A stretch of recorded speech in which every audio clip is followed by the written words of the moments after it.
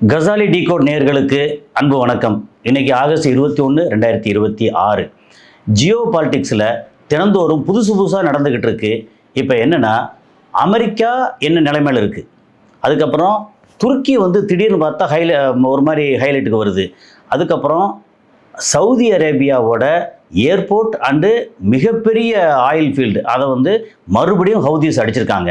அதுக்கப்புறம் இதெல்லாம் இல்லாமல் ஜெலன்ஸ்கி கதறாரு. யாரை பார்த்து கதறாரு? ஈரானை பார்த்து கதறாரு. இது எல்லாத்தையும் சேர்த்து வச்சு செய்தி தொகுப்பாக இன்றைக்கி பேச போகிறோம். நான் கசாலி டிகோட்ஸ். வழக்கம் போல் உங்களுடைய அன்பு, உண்மையிலேயே நீங்கள் ஹை பட்டனை கிளிக் பண்ணி பெரிய அளவுக்கு ஆதரவு கொடுக்குறீங்க, பார்த்து ரொம்ப சந்தோஷமாக இருக்குது. என்னென்னா, like button, high button, bell button இதை கிளிக் பண்ணி சப்ஸ்கிரைப் பண்ணாத நண்பர்கள் சப்ஸ்கிரைப் செய்து, அப்புறம் மற்ற நண்பர்களுக்கும் பகிர்ந்து ஆதரவு தாருங்கள். ஏற்கனவே நீங்கள் கொடுத்துக்கிட்டு இருக்க ஆதரவுக்கும் கொடுக்க போகிற ஆதரவுக்கும் ரொம்ப நன்றி.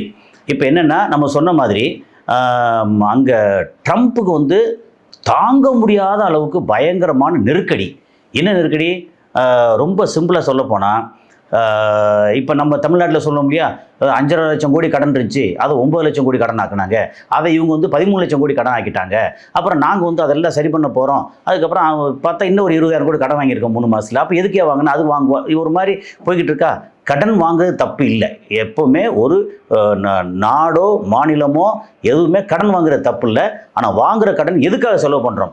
அதில் ஒரு பாதி நலத்திட்டங்கள், இன்னொரு பாதி வருமானம் வரக்கூடிய அளவுக்கு கட்டுமான பணிகள். கட்டுமான வெறுமனே ரோடு கீடு இல்லை. அதாவது நமக்கு ஏதோ ஒரு உள்ள டேக்ஸ் மூலமோ இது மூலம் வருமானம் வரும். அதுக்கு என்னென்ன வழி பண்ணுறோமோ அதுதான் புத்திசாலித்தனமான முதலீடு.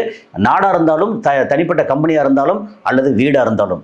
ஸோ நம்மளுடைய எக்கானமி எப்படி நம்ம கையாளுறோம் அப்படிங்கிற பொறுத்து. சரி, அமெரிக்க எக்கானமி அப்படின்னு எடுத்திங்கன்னா, அந்த எக்கானமி எப்போவுமே அந்த பொருளாதாரம் எப்போவுமே வார் எக்கானமின்னு சொல்லுவோம். போர் சூழலை காரணம் காட்டி அங்கே டாலரில் விநியோகம் பண்ணுறது, அப்புறம் ஆயுதங்கள் விற்பனை, அந்த ஆயுதத்தை டெஸ்ட் பண்ணுறது, அப்படி இதுலேயே அவங்க நிறையா பொழைச்சிக்கிட்டு இருந்தாங்க. இப்போ வர்ற பிரச்சனை என்ன அப்படின்னு சொல்லியாச்சுன்னா, இது ஈரானை தொட்டாங்க இல்லையா, அதில் பிரச்சனையாகி இப்போ 2017 இவர் அதிபராக முதல் முறை வரும்போது என்னாச்சு, ஒரு 19.5 ட்ரில்லியன் US டாலர் டெப்டாக இருந்துச்சு. அப்புறம் இவர் 4 வருஷம் அதிபராக இருந்தார். அதுக்கப்புறம் ஜோ பைடன் 4 வருஷம் இருந்தார். இப்போ கிட்டத்தட்ட 2 வருஷம் ஆச்சா. ஜனவரி ஒரு 1.5 வருஷம் ஆச்சு. ஓகே, இப்போ அது எவ்வளோ கடன் அப்படின்னு சொல்லியாச்சுன்னா,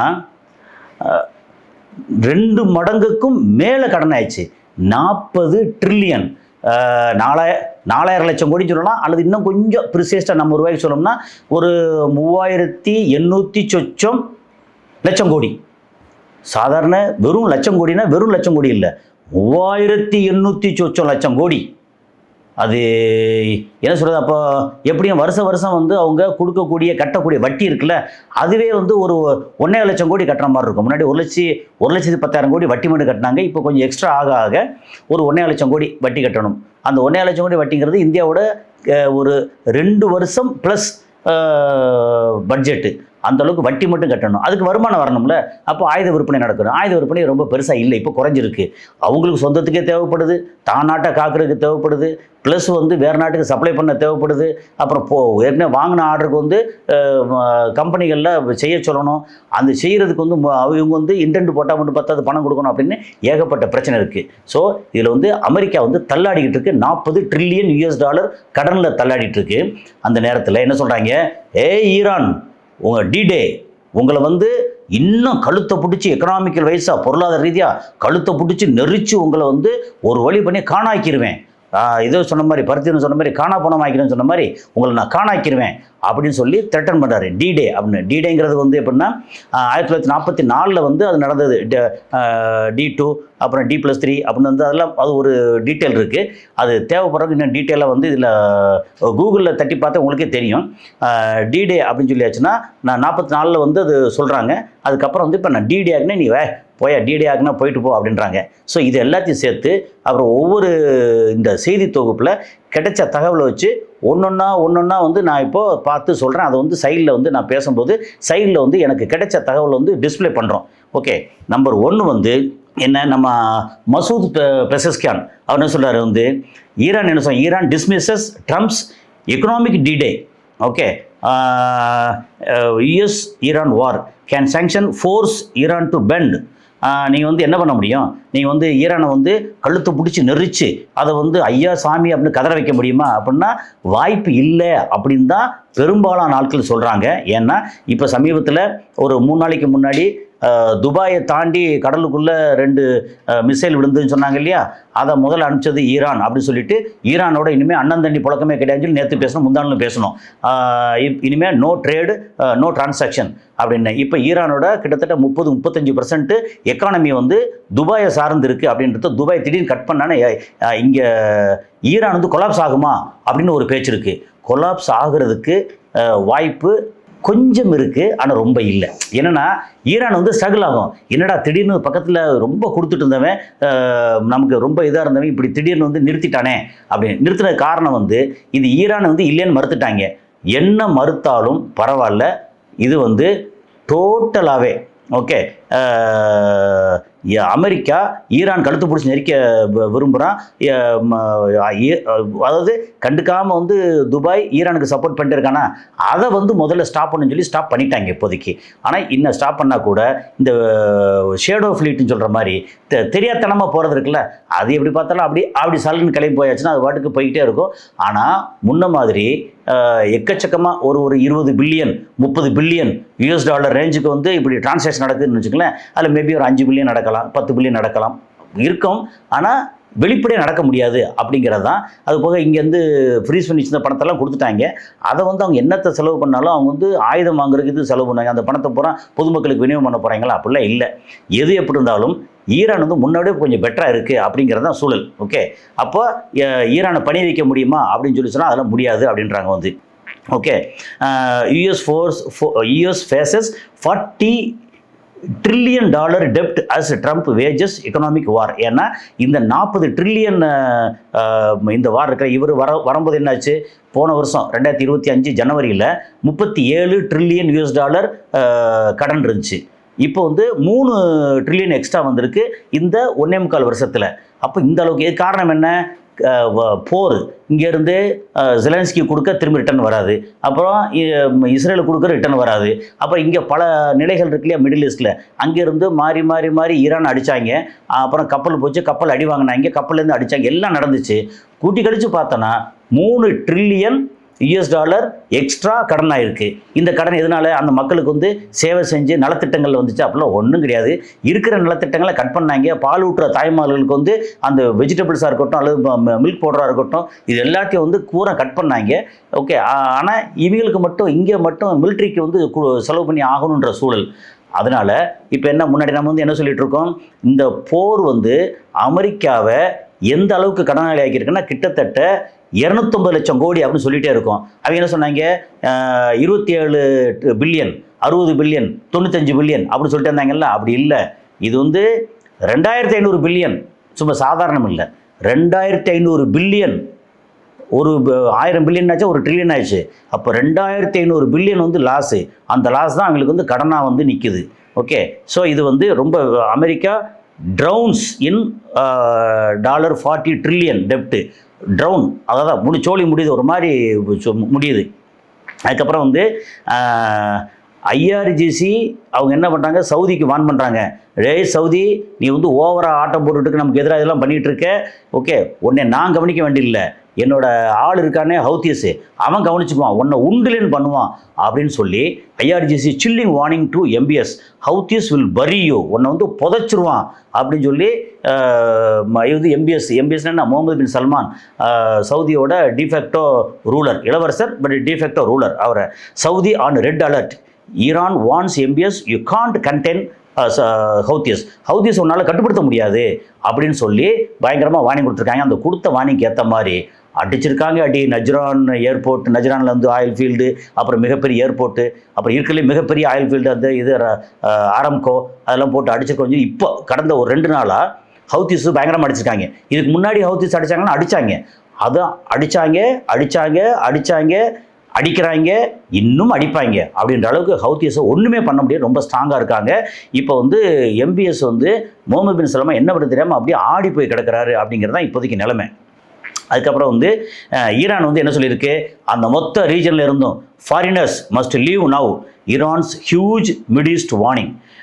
foreigners must leave now, Iran drops bombshell Mid East ultimatum. என்ன சொல்லியிருக்காங்கன்னா, இந்த மிடில் ஈஸ்ட்டில் இருக்க மிடில் ஈஸ்ட் எடுத்தாச்சுன்னா நீங்கள் GCC country, Dubai, Saudi, Qatar, Oman எடுத்துக்கங்க, ப்ளஸ் வந்து Lebanon, Syria, Jordan, even Egypt வரைக்கும், ப்ளஸ் வந்து இஸ்ரேல், ஈராக்கு, எல்லா நாட்டிலேருந்தும் மொத்தம் எல்லாத்தையும் வந்து வெளிநாடுக்கு போகிற கிளம்புங்க, யார் இங்கே இருக்கக்கூடாது அப்படின்னா ஃபாரினர்ஸ். ஒருவேளை ஃபாரினர்ஸ்னால் இந்தியாவும் ஃபாரினர்ஸ் தானே, நம்ம ஆட்கள் 1 கோடி பேர் இருக்காங்க, நம்ம ஆட்களை பூரா வந்து விலக சொல்கிறாங்க, வெளியே போய் சொல்கிறாங்களா அப்படின்னு தெரியலை. ஆனால் ஃபாரினர்ஸ்னால் ஒருவேளை வந்து யூரோப்பியன் அண்ட் அமெரிக்கன் ப்ளஸ் வந்து வேறு ஏதாவது ஆஸ்திரேலியன் அந்த மாதிரி நாடுகளில் சொல்கிறாங்களா இல்லை இந்தியனையும் சேர்த்து சொல்கிறாங்களான்னு தெரியல. ஆனால் ஃபாரினர்ஸ் மஸ்ட் லீவ் அப்படின்னு சொல்லி பயங்கரமான வார்னிங் கொடுத்துருக்காங்க. ஈரான் அப்படி வார்னிங் கொடுத்தாங்கன்னா அடிப்பாங்க அப்படின்னு அர்த்தம். ஏன்னா அவங்க சும்மாலாம் பூச்சாண்டி காட்டுறது இல்லை. அவங்க பூச்சாண்டி காட்டின ஒரே விஷயம் 15 பேரை போட்டு இவங்கள நான் வந்து கொல்ல போகிறேன் அப்படின்னு சொல்லி போட்டாங்கல்ல, பில் போர்டில் காமிச்சாங்கல்ல, அது மட்டும்தான். படாரன்னு கொல்ல மாட்டாங்க, பட் அவங்களுக்கான எய்ம் இருக்குது அப்படிங்கிறது மட்டும்தான்.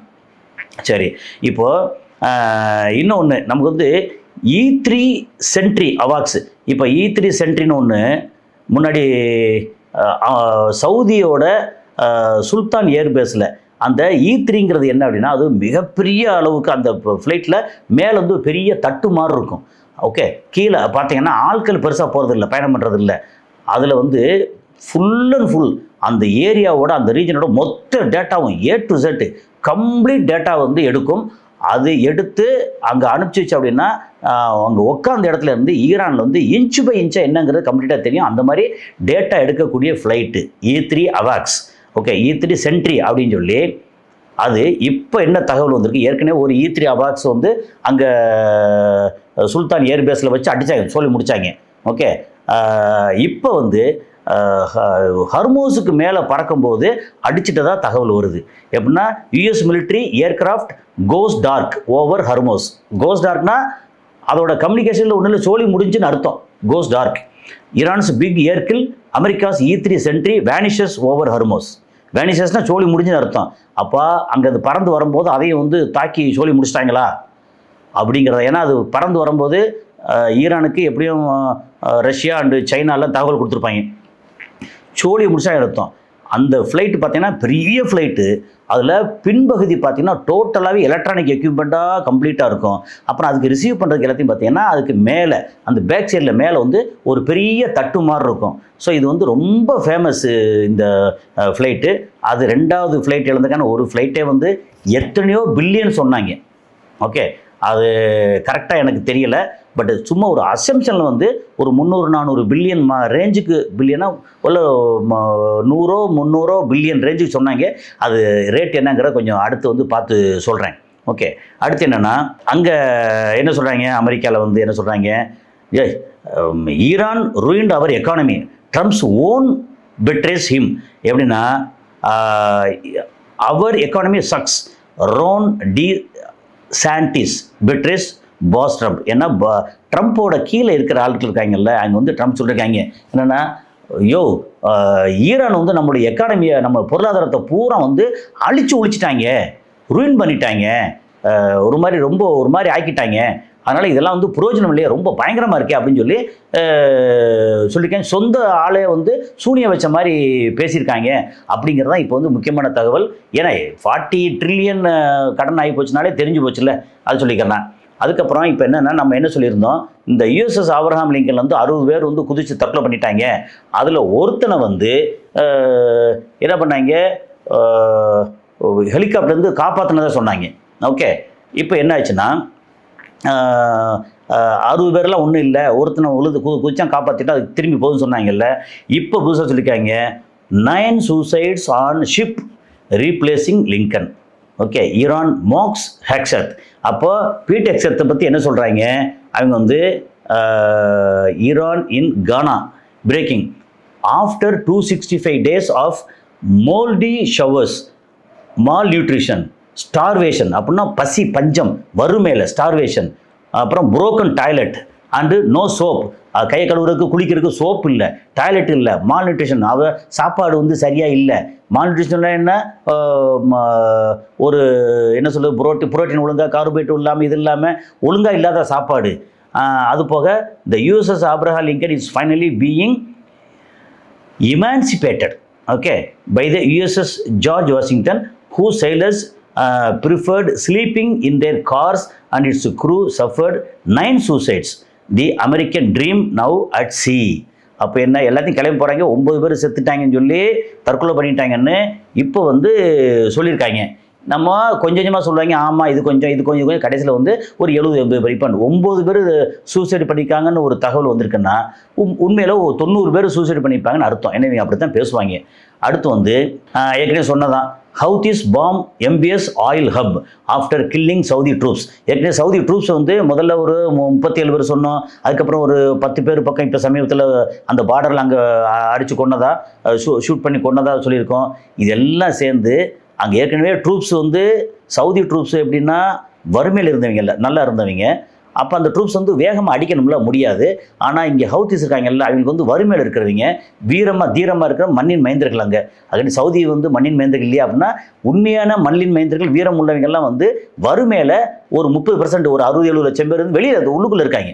வெளியேன்னா இங்கே பாலைவனத்துக்குள்ளே அங்கங்கே டென்ட் போட்டு கஷ்ட ஜீவனத்தில் இருக்காங்க அப்படின்னு நான் கேள்விப்படுறேன். இதில் வந்து நம்ம சொல்கிறது வந்து தவறான தகவல் இல்லை.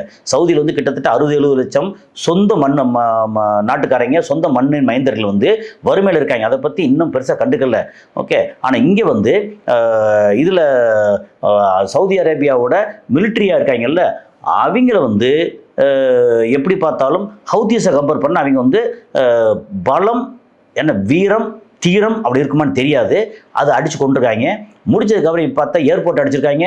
அதுக்கப்புறம் வந்து எனது Saudi airport oil lifeline பாம்டு.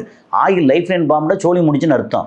ஏன்னா இப்போ ஆயில் உதவிச்சு ஒரு இடத்துல கொண்டு போய் அப்புறம் பைப் லைனில் போய் அங்கே ஏற்றி அதுக்கப்புறம் இது பண்ணி ப்ராசஸ் பண்ணணும், நிறையா இருக்கு இல்லையா. அது நிறைய தான் சோழி முடிச்சிட்டாங்க. அதைத்தான் ஏற்கனவே சொன்னது. அங்கே IRGC என்ன சொல்லிச்சு, உங்களை அடிக்கிறதுக்கு நாங்கள் வேண்டாம், எங்களுடைய ப்ராக்சி இருக்காங்க, எங்களோட சகோதரர்கள் ஹவுதிஸ் இருக்காங்க, அவன் வந்து சோழி முடிப்பாங்க அப்படின்னு சொல்லி சவுதியை வந்து மிரட்டினாங்க. கரெக்டாக அது வந்துருச்சு. அதுக்கப்புறம் வந்து இஸ்ரேல் அண்டு துருக்கி வந்து எர்டகன் வந்து என்ன சொல்லியிருக்கோம், அவன் வந்து ஒரு பெரிய பச்சவந்தி அப்படின்னு. ஆனால் அந்த ஆளுக்கு என்ன கஷ்டமோ என்ன பிரச்சனையோ தெரியல. இப்போ வந்து இஸ்ரேலோட கப்பலும் துருக்கியோட கப்பலும் நெருங்கி வந்துக்கிட்டு இருக்கு. எதுக்கு? கைகுலுக்க இல்லை, மோதுறதுக்கு நெருங்கி வந்துக்கிட்டு இருக்கு. ஏன்னா ரெண்டு பேருமே அந்த சைடில் வந்து மத்திய தரைக்கடல் இருக்காங்க. துருக்கி வந்து என்னத்தை பண்ணாலும் நமக்கு பேர் கெட்டு போச்சு, ஈரான் கை ஓங்கிட்டு இருக்கு. அப்போ நம்ம வந்து இனிமேல் இஸ்ரேல் பக்கம் வந்து சாயக்கூடாது. எப்பா எப்படி பார்த்தாலும் வந்து இது வரைக்கும் இஸ்ரேல் வாழ்க, அல்லது டெய்லி வந்து இஸ்ரேல் ஒன்று வெட்டி போடுவேன் குத்தி போடுவேன் அப்படின்னு சொல்லிவிட்டு சைடில் ஃபுல்லாக ஆயுதங்கள் எல்லாத்தையும் அனுப்பிச்சிட்டு இருந்தாங்க. இப்போ வந்து சண்டைக்கு வர்றாங்க. பார்த்தா என்னாச்சு, இதுலேருந்து என்ன தெரியுது, இஸ்ரேல் வந்து பலம் இழந்துருச்சு அப்படின்னு துருக்கிக்கு தெரிஞ்சு போச்சு. துருக்கி டு ஏர் ஸ்ட்ரைக் இஸ்ரேல் சூன் அப்படின்னு ஒரு கொஸ்டின் மார்க் போட்டிருக்காங்க. அப்போ துருக்கி வந்து இஸ்ரேல் மேலே ஏர் ஸ்ட்ரைக் பண்ண போகிறாங்களா, ஃபைட்டர் ஜெட்டை வச்சு எதுவும் அடிக்க போகிறாங்களா அப்படின்னு கேட்டிருக்காங்க. Secret plan in this nation out. அப்போ சீக்ரெட்டு பிளான் சொல்கிறதே சீக்ரெட்டு, அது எப்படி அவுட் ஆகும்? எப்படி பார்த்தாலும் அங்கே பேசிட்டு இருக்கும்போது உள்ளுக்குள்ளேருந்து லேசாக லீக் ஆகும், அப்புறம் பத்திரிக்கையாளர் போகும், எல்லாத்தையும் வந்து சேரும். அப்போது துருக்கியும் இஸ்ரேலும் அடுத்து மோத போகிறாங்களா? இது வந்து ஒருவேளை, ஏன்னா எர்டகன் வந்து பயங்கரமான நாடகதாரி, ஓகே, பச்சோந்தி. அக்டோபர் 27 இதில் வந்து இஸ்ரேலில் எலெக்ஷன் நடந்தே தீரணும். நெத்தன்யாகு வந்து எப்படியும் அவுட் ஆயிடுவார்னு எல்லாரும் எதிர்பார்த்துட்டு இருக்காங்க. அப்படியே அவுட் ஆயாச்சுன்னா அந்த ஆள் மேலே இப்போ பெரிய அளவுக்கு அலிகேஷன்ஸ் இருக்குது, பிரச்சனை இருக்குது, ஜெயிலுக்கு போகிறதுக்கு உறுதி அப்படின்னு மாதிரி. சொந்த நாட்டு ஜெயிலு இல்லைன்னா ICC இருக்குல்ல, இன்டர்நேஷ்னல் கோர்ட்டு, கிரிமினல் கோர்ட்டு, அதோட ஜெயிலு, ஏதாவது ஒன்று போயாகணுன்ற சூழலில் வந்து இப்போது துருக்கியோட வந்து சண்டை ஆரம்பிச்சுட்டோம்னா, பக்கத்தில் சிரியாவில் பார்த்தாங்க, ஒரு 8 வாட்டி அடித்து பார்த்தாங்க அங்கே பேஸில், சிரியா பேஸில், ஒன்றும் நடக்கலை. இதில் வந்து லெபனான் அடிக்கிறாங்க, அது ஒன்றும் பெருசாக இல்லை. வெஸ்ட் பெங்கால் அடித்து பார்த்தாங்க, அது ஒன்றும் பெருசாக இல்லை. இப்போ ஈரான் அடித்தா மொத்தமாக சோழி முடிச்சிருவாங்க. ஈரான் அஜிச்சோ ஈரான்லாம் பேசாதேப்பா அப்படின்னு சொல்லிட்டு எர்டகனோட வந்து ரகசிய டீல் பண்ணிட்டாங்கன்னு என்னன்னு தெரியலை. எர்டகன் வந்து துருக்கி வந்து இங்கே இஸ்ரேலில் ஒரு பாம்பு போட்டாங்கன்னு வச்சுங்களேன், ஐயோ லப்போ அடிச்சு என்ன எடுத்தாங்க, நான் இல்லையா அப்படியே தண்டாசுக்குன்னு கப்பலை வச்சு அங்கேருந்து மாற்றி பாம்பு போட பெரிய அளவுக்கு டேமேஜ் இல்லாமல் பாம்போட இந்த மாதிரி பிரச்சனை வந்துருச்சு, அதனால் எலெக்ஷன் கிடையாது அப்படின்னு சொல்லி அனௌன்ஸ் பண்ண போகிறாங்கன்னு நான் நினைக்கிறேன். ஏன்னா இந்த நெத்தன்யாகுவோட செயல்பாடை பார்த்தோம்னா, அந்த எதிர்பார்ப்பை பார்த்தோம்னா, எப்படி பார்த்தாலும் அக்டோபர் 27, இப்போ நம்ம இருக்கிறது ஆகஸ்ட் 20க்கு அப்புறம் இருக்கும், இன்னும் கரெக்டாக 2 மாதம் இருக்குது. இந்த 2 மாதம் வரைக்கும் அந்த ஆள் வந்து எப்படி பார்த்தா ஏதாவது ஒரு உரண்டை இழுத்து பெரிய அளவுக்கு பிரச்சனை கொண்டு வந்துடுவான்னு நினைக்கிறேன். அது என்ன நடக்கும் தெரியல. ஆனால் இது வந்து ரொம்ப பரபரப்பாக அப்படியோ துருக்கி அப்படி இஸ்ரேல் சண்டை போட போகுது அப்படிலாம் ஒன்றும் இல்லை, நாடகம் மாறுறாங்கன்னு தோணுது. அது என்னன்னு அடுத்தது பார்த்துக்குருவோம். அடுத்து வந்து ட்ரம்ப் ப்ளீட்ஸ் ஃபார் டாக்ஸ், ஐயா பேச்சுவார்த்தைக்கு வாங்க ஐயா அப்படின்னு சொல்லி ஈரான் வந்து கூப்பிட்றாங்க. ஈரான்ஸ் அலே சென்ட்ஸ் மிசைல். இப்போ என்ன சொல்கிறாங்க, நீங்கள் வந்து பேச்சுவார்த்தைக்கு வாயா அப்படின்னு சொல்லி சொல்லும் போதே ஈரானோட கூட்டாளி யார் இருக்கா?